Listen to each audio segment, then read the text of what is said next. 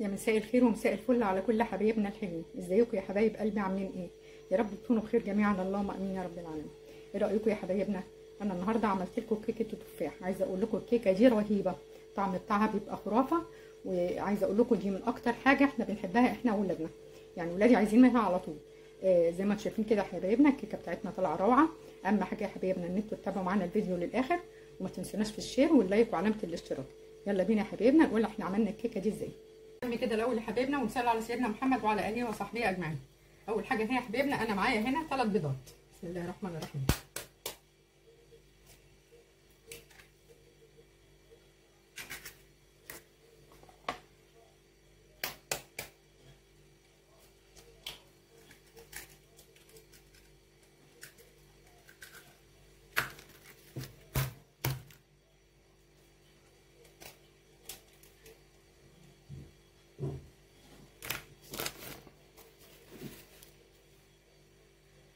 هنزل عليهم معلقه صغيره فانيليا، يعني حوالي 5 جرام من الفانيليا.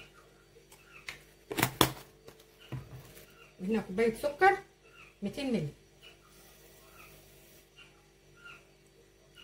هنبدا بقى نضرب كده يا حبايبنا السكر مع البيض.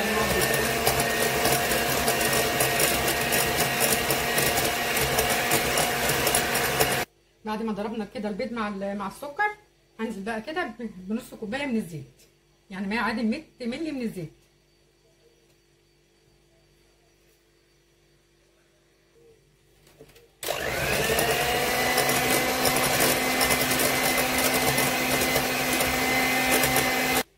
انزل بقى هنا كمان يا حبايبي بكوبايه حليب، نفس الكوبايه اللي انا بعمل بيها كوبايه واحده.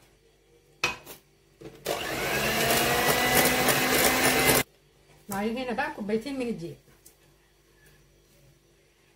ادي اول كوبايه، طبعا بننقل الدقيق الاول حبايبنا. بسم الله الرحمن الرحيم.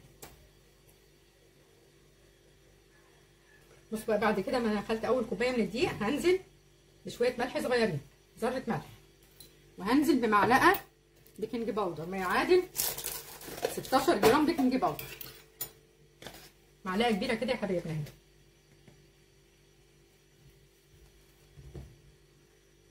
هنزل بقى كده بالكوبايه الثانيه من الدقيق.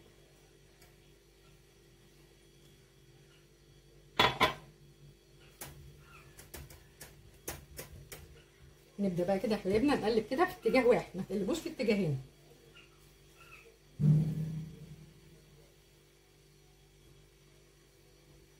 نبدا بقى كده يا حبايبنا من غير ما اضرب، على اساس ان ايه قلبت الاول بمعلقه عشان الدقيق ما يطيرش.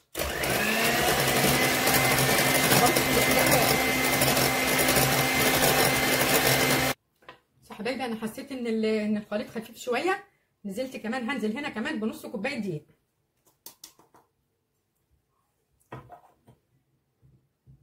بصوا يا حبايبي كده ده السمك اللي انا عايزاه زي ما انتم شايفين كده. معايا بقى كده هنا الصينيه دي مقاس 24، هبدا انزل فيها اهي كده يا حبايبنا. هبدا انزل كده بالكيك بتاعنا.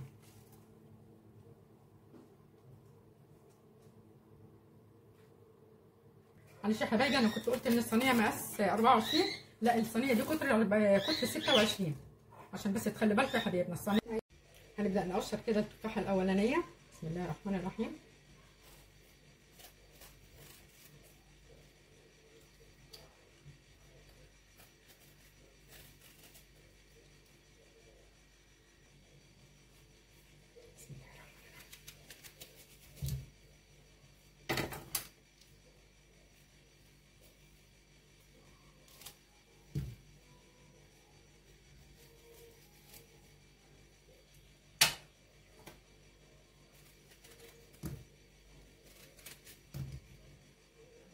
وهبدا اقطعها قطع صغيره.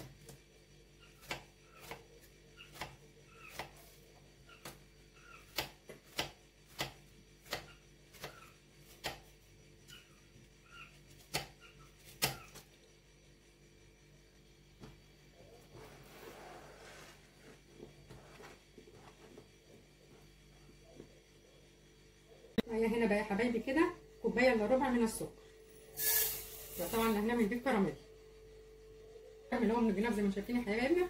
هنبدا بقى نقلب فيه.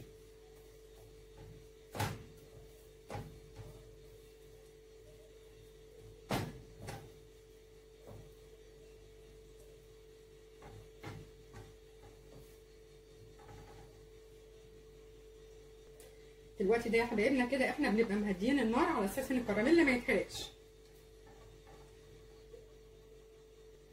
بعد ما اعمل كده يا حبايبنا هبدا انزل ب 30 جرام من الزبده زي ما قلت لكم على نار هاديه.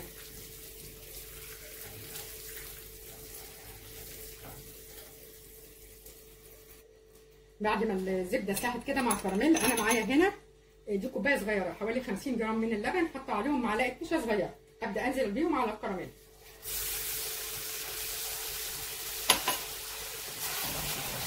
هنبدا نقلب.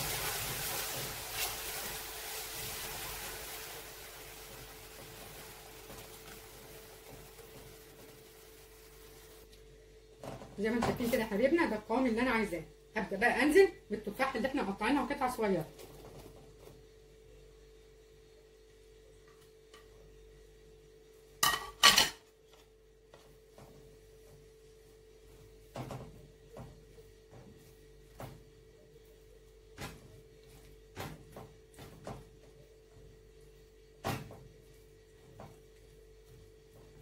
وهبدا اطفي بقى كده النار، هي احنا اديناها تقليبه واحده وهنطفي النار بعد كده. هنبدا ننزل بقى بالتفاح اللي احنا عاملين له مكرملين زي ما انتم شايفين كده. هتوزعوه كده يا حبايبي في قلب الصينيه.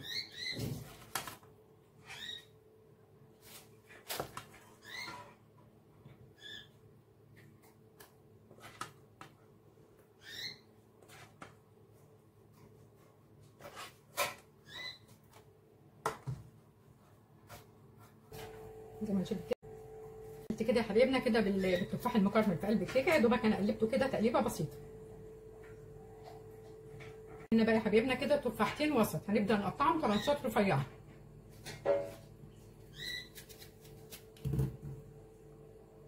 زي ما شايفين كده يا حبايبنا دي الطرنشات السمك اللي انا عايزاه في التفاح. هنبدا بقى نحطه على صينيه الكيكه.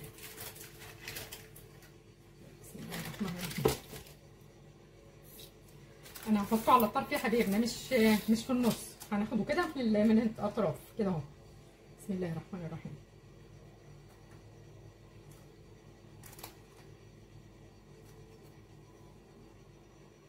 زي ما انتم شايفين كده يا حبايبي اهو، انا رصيت التفاح بالطريقه دي كده داير ما يدور. بس وانتوا بترصوه يا حبايبنا ما تضغطوش على التفاح اللي جوه في قلب الكيكه، يعني تحطوها كده بالراحه. وبقيه التفاح كده يا حبايبي زي ما انتم شايفين كده حطيته برده في النص. بعد كده يا حبايبنا بقى هنبدا كده نرش على التفاح بس شويه سكر بسيط.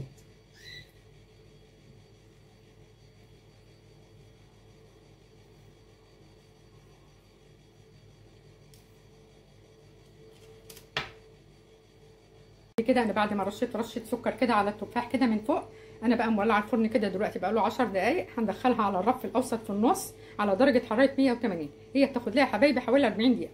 وطبعا احنا واحنا بنطلعها برده بنعمل لها باختبار بالخله نشوفها استوت ولا لا. هدخلها بقى ان شاء الله يا حبايبنا، ولما تخرج انا هوريها لكم. ادي كده يا حبايبنا الكيكه اهي. هنبدا بقى كده نعمل لها اختبار اهي. عايزه اقول لكم استوت وزي الفل الحمد لله.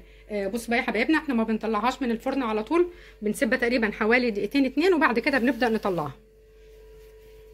ادي كده يا حبايبنا هي الكيكه بعد ما خرجتها من الفرن. هنبدا بقى نطلعها من الصينيه. بسم الله الرحمن الرحيم.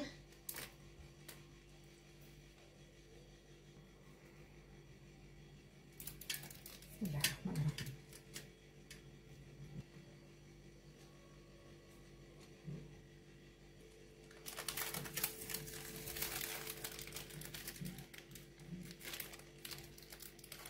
بقى كده يا حبايبنا هنديها رشه من السكر، سكر بودره طبعا يا حبايبنا. عايزه اقول لكم يا حبايبي ان الكراميل اللي بالتفاح اللي انا حطيته في قلب الكيكه قبل ما تستوي لازم يكون الكراميل بارد، ما يكونش سخن يا حبايبنا.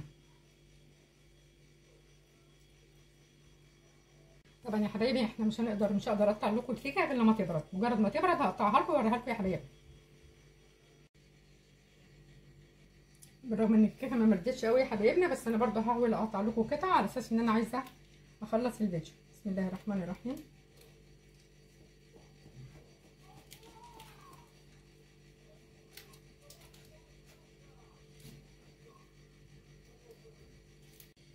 ادي كده يا حبايبنا اهي الكيكه بعد ما قطعتها زي ما شايفين كده الكيكه طالعه روعه. الكيكه دي يا حبايبنا ليها طعم مميز وطعم جميل.